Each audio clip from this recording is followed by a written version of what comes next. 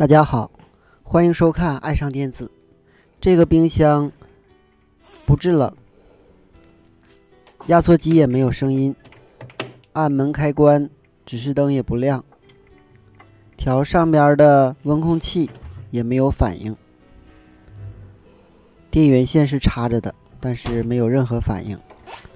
我们看一下故障原因，它的背面没有标识，下边有一个盖板，我们只需要把这几个螺丝给它卸下来就打开了。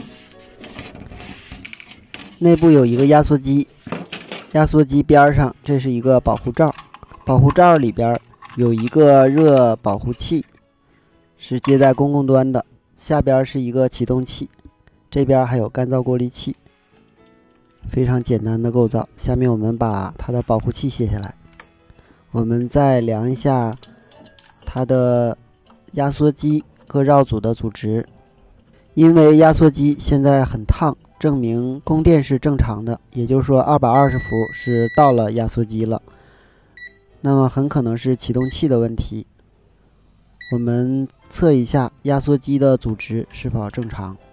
先把表笔放到公共端和它的副绕组端子，看一下它的阻值是多少。它的阻值是 28.3 欧，在跳变的。再把表笔放到公共端和主绕组端子上，它的阻值是 24.3 欧。我们再测量一下它的副绕组和主绕组端子的阻值，看看是否这两个阻值相加。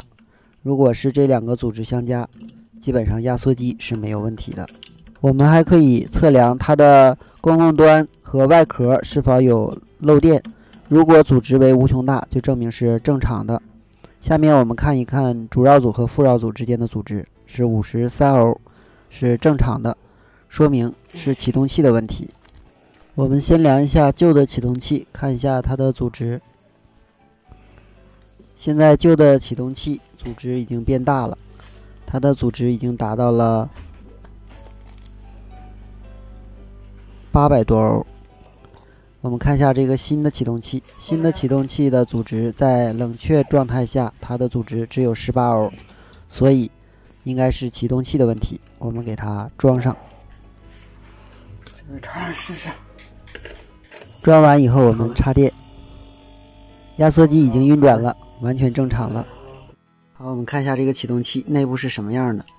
这两个端子呢，一个是供电，一个是主绕组，一个是副绕组。副绕组就是 S， 主绕组就是 M。 我们把它打开看看内部构造，两边有个卡扣，一撬就开了。内部呢就是一个热敏电阻，这样的热敏电阻。这个旧的呢，它的阻值增大了，变成了几百欧，它是一个圆的。但是新的呢，它就是10几欧的，有18欧的，有15欧的，还有9欧的。这里边就是一些杵片。当上电瞬间，这个电阻是小阻值的，就是比如说是18欧的。